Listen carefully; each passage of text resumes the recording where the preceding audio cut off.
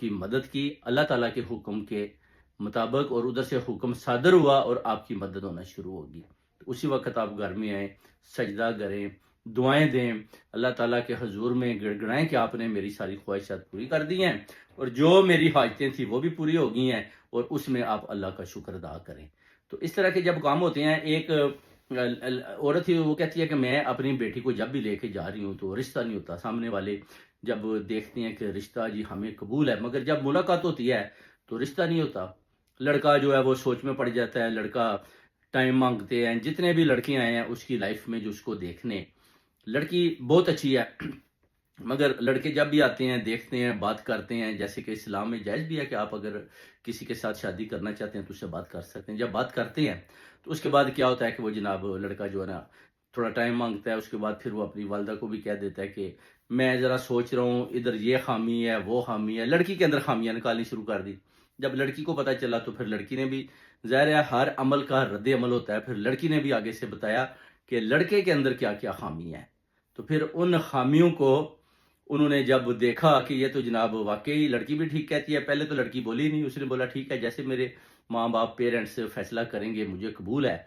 मगर अब जो लड़के ने मेरे अंदर नुक्स निकाले हैं तो फिर मैं भी उसके निकाल देती हूँ। तो ये इस तरह जब आप किसी के ऊपर नेगेटिविटी डालते हैं या कोशिश करते हैं, उसमें नेगेटिविटी तलाश करते हैं, तो सामने वाला भी 1 मिनट में आपके अंदर से नेगेटिविटी निकाल लेता है। चाहे कपड़ों में निकाले, जूतों में निकाले, आपकी पर्सनैलिटी में निकाले, बैठने में निकाले, बातचीत करने में निकाले, चलने का निकाले, किसी किस्म का भी आपके अंदर वो नुक्स निकाल के आपके सामने रख सकता है। मगर जब आप किसी की तारीफ करते हैं तो फिर सामने वाला जो आदमी है, अगर उसकी सोच आपके खिलाफ है, बुरी सोच भी रखता है, तो वो मजबूर हो जाएगा कि आपकी तारीफ करेगा। उसको पता होगा कि मेरी जो इस शख्स ने तारीफ की है सबके सामने, तो मैं कौन होता हूं कि मैं इसकी बात तारीफी करूं। तो उसी वक्त वो पॉजिटिव यानी प्लस पॉइंट उसके ज़हन में आ जाएगा और वो तारीफों के आपके पुल बांध देगा। इसलिए कोशिश करें कि जिसमें किसी किस्म की भी आप समझते हैं ना कोई पॉजिटिव चीज़ है, उसको सामने लाएं। नेगेटिविटी तो ढूंढे ही ना।